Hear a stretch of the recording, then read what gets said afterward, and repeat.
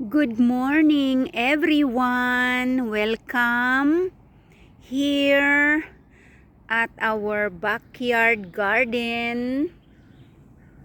We have now our early spring flowers in bloom. There are many flowers. We have here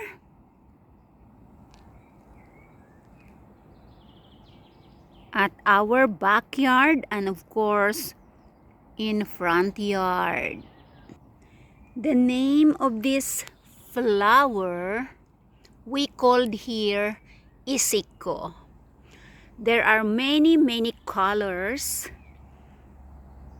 of this type of plant, but right now few are only in bloom. This one we call this Kulman Kukka, a very rare plant, and it's not yet bloom. This is white and this is the purple one, but later they will rise from the soil and bloom. And this one we call Imika. Very easy to grow and spreading everywhere.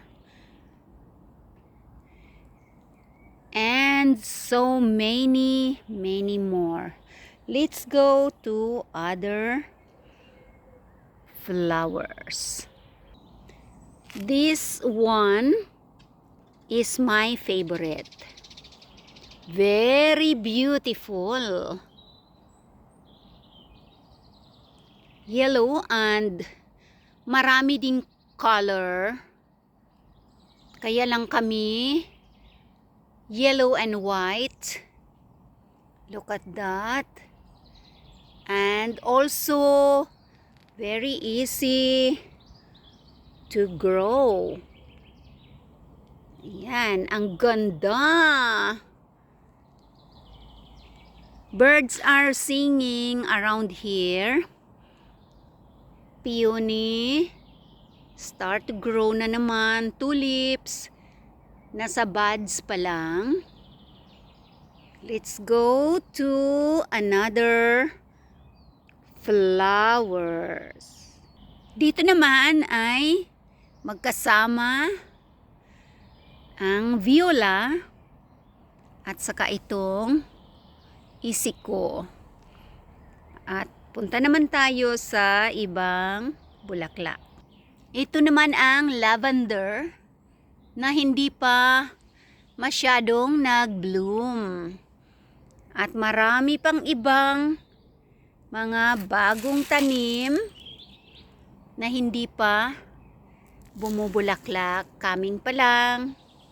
Ayan, at mayroon ding nasa paso. Chilled morning, kaya habang wala pang ulan, mag-video na ako dito sa backyard. Ito ang Kiltabuoko. Parami na yan. Ito naman ang Balcoboko. Ayan, halos patapos na rin. At iyan ang mga iba namang mga bulaklak. Stars, white stars dahil may blue. At natapos na ang blue. Natapos na, ayan.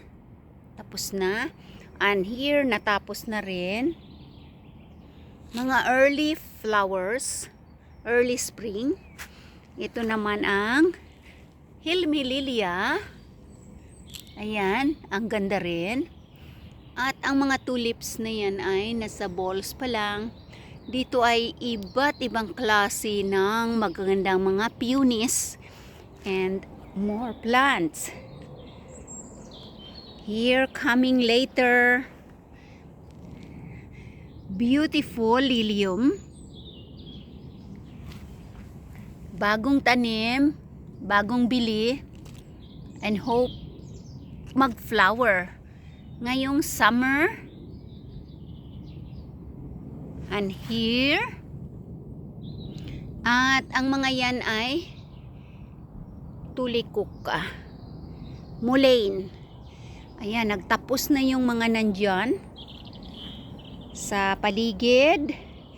At ang mga iris ay nag-start pa lang mag-rise mula sa soil.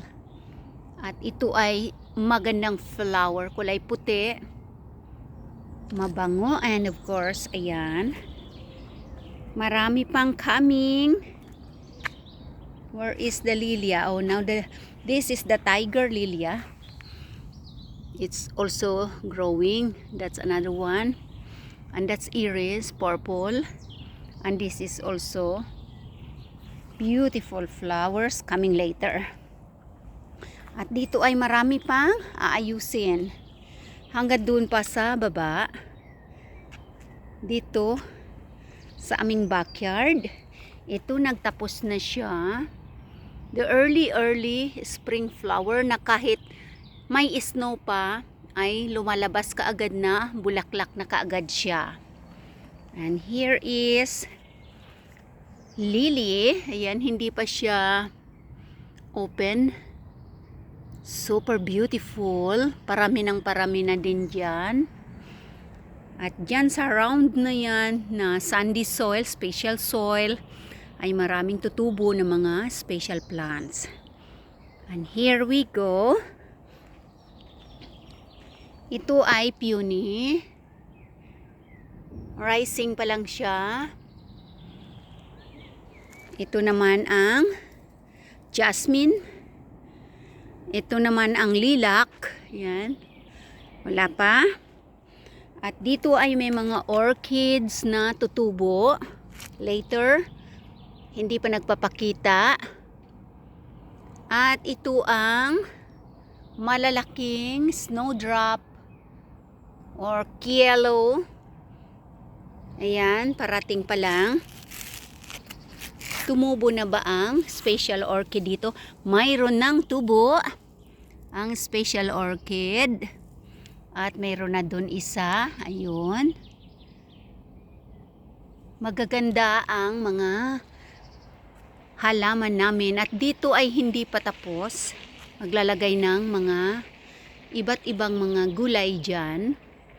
At ang harka pa po, ayan, nag-umpisa na. At marami pang iba dito.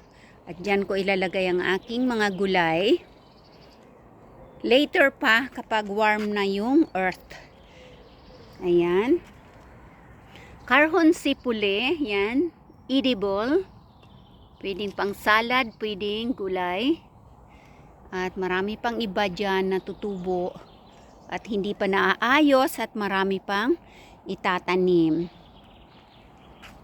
Ayan, at nakatakip pa dyan. May mga tutubo dyan na magagandang mga flowers sa summer. Ayan, kasasaboy lang ng mga seeds. At dito naman banda ay unti-unti nang namumulaklak. Birds are singing. Ayan, dito marami pang mga darating na tutubo. Dahil ngayon ay early spring pa lang, kaya yan pa lang ang aming bulaklak dito sa backyard. Ayan, dyan ang mga viola. Namumulaklak, lalaki yan sila. Yung narcisi. Ayan, wala pang tanim. Itatanim ko dyan ang aking malalaking mga kamatis. Dito naman ang dry plants.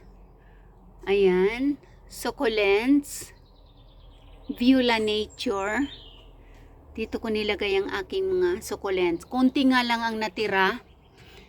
Bagong bili na naman yan kasi hindi nakasurvive sa winter yung dating mga nakatanim dyan. Dito sa taas ay ang strawberries na kalilipat lang dito sa paso dahil dito ay may sunshine, kaya dyan na ipwesto ang malalaking strawberries. Sana mamunga. At dito sa ilalim naman ay itinago muna ang biola kasi uulan. At yung pot na yan ay wala siyang butas. Pero yung tinaniman ng biola ay merong mga butas. Ito ang greenhouse na nandyan na siya ngayon. Nakagilid dyan kasi wala na dyan ang mga seedlings.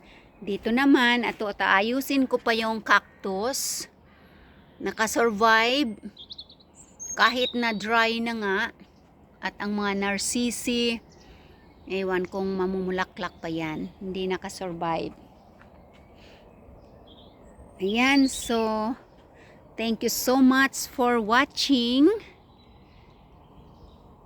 And like, subscribe. See you again next time sa update ng aming garden sa backyard. At pag mayroon na doon sa front yard, doon naman ako mag-video. Thank you so much. See you again next time. Bye!